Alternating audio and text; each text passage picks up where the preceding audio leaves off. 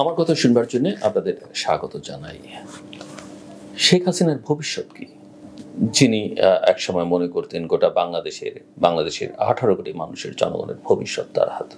দুদিন আগে বলেছিলেন শেখ হাসিনা কখনো পালিয়ে যায় না, পালিয়ে তিনি গেলেন।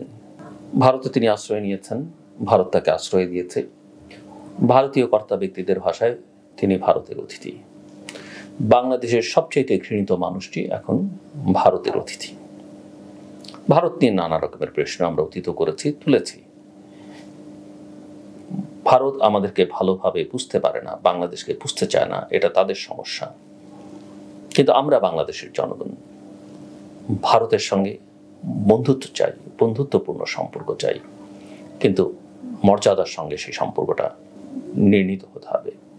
ভারত যদি মনে করে আমরা তাদের কলোনি, আমরা একটা ভ্যাসেল স্টেট, অঙ্গরাজ্য, তারা ভুল করবে। বাংলাদেশকে তারা অস্বস্তিতে রেখে নিজের অস্বস্তিতে থাকতে পারবে না। কিন্তু এই অস্বস্তি আমাদের জন্য ভালো নয়, তাদের জন্য ভালো নয়।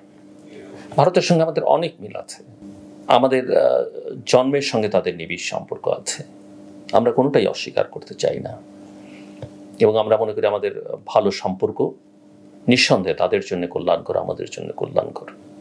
ভাষার দিক থেকে, ধর্মের দিক থেকে, সংস্কৃতির দিক থেকে ভারতের কোনো না কোনো অঞ্চলের সঙ্গে আমাদের মিল আছে। শেখ হাসিনার সরকারকে সমর্থন দিয়ে, অন্যায়ভাবে সমর্থন দিয়ে, বছরের পর বছর একটার পর একটা নির্বাচনের সমর্থন দিয়ে ভারত বাংলাদেশের মানুষের কাছে ঘৃণিত একটা দেশ হিসেবে আবির্ভূত হয়েছে। এটা ভারতের জন্য দরকার ছিল না। ভারত অনেক দিক থেকেই শক্তিমান আমাদের চাইতে, তার এটা প্রয়োজন ছিল না। এবং এটা যে টিকে না সেটা আমরা বহু বছর ধরে বলবার চেষ্টা করেছি যে শুধুমাত্র একটা দলের সঙ্গে বা একটা সরকারের সঙ্গে সম্পর্ক করলে দুটো দেশের সম্পর্ক কখনো ভালো হয় না। সম্পর্ক প্রথমে করতে হবে জনগণের সঙ্গে জনগণের, তারপরে দেশের সঙ্গে দেশের, তারপরে সরকারের সঙ্গে সরকারের। এরপরে চাইলে আপনি কোনো একটা দলের সঙ্গে সম্পর্ক রাখতে পারেন, কিন্তু সেটা এত নগ্ন এবং প্রকাশ্যে নয়। যাই হোক, মূল প্রসঙ্গে আসি যে শেখ হাসিনাকে ভারত আশ্রয় দিয়েছে। এখন বাংলাদেশ তাকে কি ফেরত চাইবে? অনুরোধ পেলে বাংলাদেশের দিক থেকে ভারত কি করবে সেই সব প্রশ্ন ঘুরে ফিরে এসছে। পররাষ্ট্র উপদেষ্টা তৌহিদ হোসেন দায়িত্ব নিয়েই বলেছিলেন যে এই বিষয়টি নিয়ে তারা কাজ করবেন, শেখ হাসিনাকে কিভাবে দেশে ফেরত আনানো যায়। এবং ভারত যে আশ্রয় দিয়েছে সেটা বাংলাদেশের জনগণ খুব একটা সমর্থন করেছে সেটাও বলা যাবে না। এবং মিস্টার হোসেনের কথার মধ্যে তার একটা ইঙ্গিত ছিল।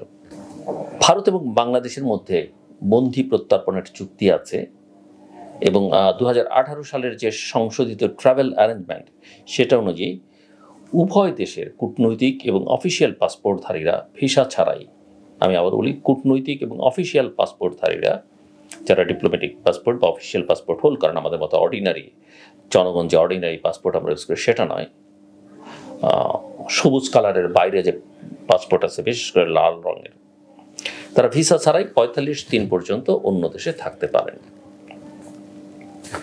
এবং শেখ হাসিনা যখন বাংলাদেশ থেকে যান তখন তিনি তার ডিপ্লোম্যাটিক পাসপোর্টটি সঙ্গে নিয়ে গিয়েছিলেন। কিন্তু অন্তর্বর্তীকালীন সরকার সকল লাল পাসপোর্ট, অর্থাৎ শেখ হাসিনার এবং তার সাঙ্গপাঙ্গদের, মন্ত্রীবর্গের, সংসদ সদস্যদের এটা বাতিল করে দিয়েছে। অত্যন্ত যৌক্তিক কাজ করেছে। ভারতীয় একটি পত্রিকা লিখছে যে তারা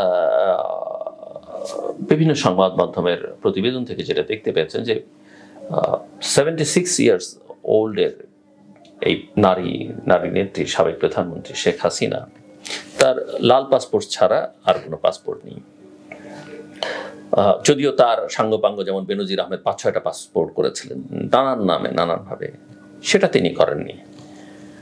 তিনি আসলে ভাবেননি যে তাকে এগুলো করতে হবে, এতই ক্ষমতাবাদ ছিলেন তিনি। অনেকে তো তাকে দেবীতুল্য মনে করতেন, অনেকে পারলে প্রায় স্রষ্টার আসনে বসিয়ে দেন। সো পাসপোর্ট ছাড়া, অন্য কোনো ব্যবস্থা ছাড়া তার বৈধভাবে ভারতবাসের বা ভারতে থাকবার সুযোগ কিন্তু সীমিত হয়ে আসছে। তিনি কোথায় আছেন, কিভাবে আছেন সেই তথ্য কিন্তু ভারত সরকার এখনো দেয়নি। আমরা শুনেছি তার মেয়ে তো নয়াদিল্লিতে আছেন, ওয়ার্ল্ড হেলথ অর্গানাইজেশন, সেই মেয়েও তার সঙ্গে দেখা করতে পারেনি বা করেনি এখন পর্যন্ত। এবং শেখ হাসিনা তাহলে কি ভারতের রাজনৈতিক আশ্রয় নেবেন? এটা একটা বড় প্রশ্ন, এবং সেটা ভারতের জন্য কতটা কল্যাণকর হবে, ভারতের ভাবমূর্তির জন্য। ইতিমধ্যেই যেটা ক্ষয় হয়ে যাওয়া ভাবমূর্তি, সেটা এখন পুনরুদ্ধার তার করা দরকার। কিন্তু শেখ হাসিনাকে রাজনৈতিক আশ্রয় দিয়ে সেটা ভারত কতটা সামাল দিতে পারবে সেটা ভেবে দেখা দরকার ভারতীয় কর্তৃপক্ষের। তিনি ভারতে আশ্রয় চেয়েছেন এটা কিন্তু আমরা এখনো জানি না, রাজনৈতিক আশ্রয় বা পেয়েছেন কিনা সেটাও আমরা জানি না। বিরোধী বাংলাদেশের রাজনৈতিক দলগুলো তাকে দেশে ফিরিয়ে আনতে বলছে, ফিরিয়ে এনে বিচার করবার কথা বলছে। পররাষ্ট্র উপদেষ্টা, আমি তার কথা একটু আগেই বলছিলাম, তিনি বলছিলেন যে স্বরাষ্ট্র একসময় বলেছেন যে স্বরাষ্ট্র এবং আইন মন্ত্রণালয় যদি সিদ্ধান্ত নেয় তবে শেখ হাসিনাকে ফেরানোর বিষয়ে আমাদের বলতে হবে। এটি ভারত সরকারের জন্য বিব্রতকর পরিস্থিতি। ভারত এই বিষয়টি জানে এবং আমি নিশ্চিত তারা বিষয়টি বিবেচনা করবে। ভারত তাকে ফেরত দেবে কিনা আমি জানি না, দিলে ভালো, সরকার যদি তাকে আনতে পারে এবং অবশ্যই তার নিরাপত্তা নিশ্চিত করে তাকে বিচারের আওতায় নিয়ে যাওয়া এবং যথাযথ বিচার করা, সেটা একটা দিক হবে। আন্তর্জাতিক আদালতে তার বিচারের প্রক্রিয়া চলছে, কিছু কিছু বেসরকারি উদ্যোগ আছে। এই উদ্যোগে যদি সরকার সামিল হয় সেটা সবচাইতে উত্তম হবে বলে আমি মনে করি। এবং আন্তর্জাতিক আদালতে হেগে যদি তার বিচার হয় সেটা একটা অনন্য নজির হয়ে থাকবে, এবং এরকম উদাহরণ কিন্তু পৃথিবীতে আছে। সরকারের উদ্যোগ ছাড়া বেসরকারি উদ্যোগেও কিন্তু বিচারের হয়েছে। তো আমি মনে করি যে সেই উদ্যোগটা কথাও বিবেচনা করা যেতে পারে। শেখ হাসিনা ভারত আশ্রয় না দিলে কোথায় যেতে পারেন? আমার যেসব তথ্যপাত্র বিভিন্ন সময় ছিল বা কোথায় কি করছেন, তিনি কি ভাবছেন প্রকাশ না করলো, আকার ইঙ্গিতে যেটা বোঝা যাচ্ছিল বেলারুশে তিনি যেতে পারেন, কারণ ওটা তার প্রিয় একটা জায়গা, বহুবার গেছেন। বোধহয় বাংলাদেশে অনেকে বেলারুশ নামে একটা দেশ আছে সেটা শুনেছে শেখ হাসিনার এই প্রায় নিয়মিত যাতায়াতের মধ্য দিয়ে। মালদ্বীপসও আই এম নট শিওর, মালদ্বীপসও আমি এক সময় তার ঘনিষ্ঠ জনদের থেকে শুনেছিলাম যে কোনো একটা আইল্যান্ডে তিনি থাকবার চিন্তা করতে পারেন। যদিও তিনি বলতেন যে তিনি তার শেষ জীবন কাটাবেন টুঙ্গিপাড়ায়। অবশ্য শেখ হাসিনা পবিত্র কাবা শরীফে গিয়ে কথা বলেও কথা রাখেননি, লক্ষ জনতার সামনে কথা দিয়েও কথা রাখেননি, বহু কথা তিনি দিয়েছেন, বহু। তার রিটায়ার করবার কথা ছিল তার অঙ্গীকার অনুযায়ী অনেক আগেই। ওনার কথা বিশ্বাস করা খুব ডিফিকাল্ট, বাট আমার নানান সোর্স বলেছে যে অতীতে আমি সেগুলো চেক করিনি যে মালদ্বীপসও তিনি চিন্তা করতে পারেন যদি কোনো জটিল পরিস্থিতি তৈরি হয়, তাহলে সেখানে গিয়ে আশ্রয় নিতে পারেন। এই বিষয়গুলো মাথায় রাখতে হবে। এবং শেখ হাসিনার বিরুদ্ধে ইতিমধ্যেই প্রচুর মামলা হয়েছে, এবং আওয়ামী লীগ নেতা কর্মীদের বিরুদ্ধে মামলা হচ্ছে, অন্যান্য রাজনৈতিক দলগুলো যারা তার সঙ্গে ছিলেন। একটা জিনিস মাথায় রাখতে হবে যে পাইকারি হারে যেভাবে খুনের মামলা হচ্ছে সেটা বোধহয় ঠিক হচ্ছে না। এটা আসলে এদের প্রতি এক ধরনের সহানুভূতি তৈরি করবার প্রয়াস কিনা সেটা দেখতে হবে। দ্বিতীয়ত এই মামলাগুলো টেকানো কঠিন হবে। কিন্তু আমি মনে করি এদেরকে বিচারের জন্য তথ্য, উপাত্ত, প্রমাণ এর কোনো অভাব নেই। একটু সময় নিয়ে করলেও কোনো দোষের কিছু নেই। আর আপনি যদি কাউকে এমনি আটক করে রাখতে চান, বাংলাদেশে সেই আইনও আছে, সেই আইন আমরা সমর্থন করি আর না করি। কাউকে আপনি আটক করতেই পারেন যদি তাকে রাষ্ট্রের নিরাপত্তার জন্য হুমকি রাখেন। তার জন্য বিশেষ মামলা দিয়েই এখন করতে হবে সেটা নয়। তবে ওই আটকের প্রক্রিয়াকে আমি সমর্থন করি না। এই সরকারও আইনজ্ঞ আছেন, তারা এগুলো নিয়ে চিন্তা ভাবনা করে দেখতে পারেন যে গণতান্ত্রিক উপায়ে এই সমস্যার সমাধান কিভাবে করা যায়।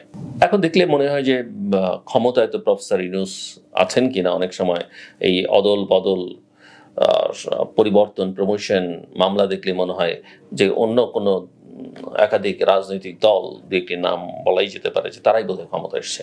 এটা কিন্তু তাদের জন্য কল্যাণকর হচ্ছে না। আমরা সবাই জানি নির্বাচন হলে কারা ক্ষমতায় আসবেন, কিন্তু এখন অপকর্মের ব্লেমগুলো যদি তাদের ঘাড়ে চাপে, মানুষ কিন্তু এখন থেকে তাদের উপরে বিরক্ত হতে শুরু করবে।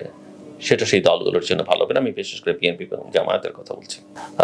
এবং এই যে রিমান্ড বিষয়টি নিয়ে আমরা প্রচুর অতীতে কথা বলেছি, এটাও একটু দেখতে হবে যে এখন এরা অপরাধ করেছে বলে এদেরকে বারবার রিমান্ডে নিতে হবে এবং সেটা আমরা সমর্থন করব কিনা সেটাও ভাবতে হবে। শাস্তি, তদন্ত, বিচার সব জরুরি, কিন্তু সেগুলো একটা গণতান্ত্রিক প্রক্রিয়া হওয়া উচিত এবং সেগুলোর জন্য যথাযথ হয় সেটা নিশ্চিত করবার থেকে মনোযোগ দেওয়া উচিত। আমার কথা শুনবার জন্য অসংখ্য ধন্যবাদ। আপনাদের সবার জন্য শুভকামনা।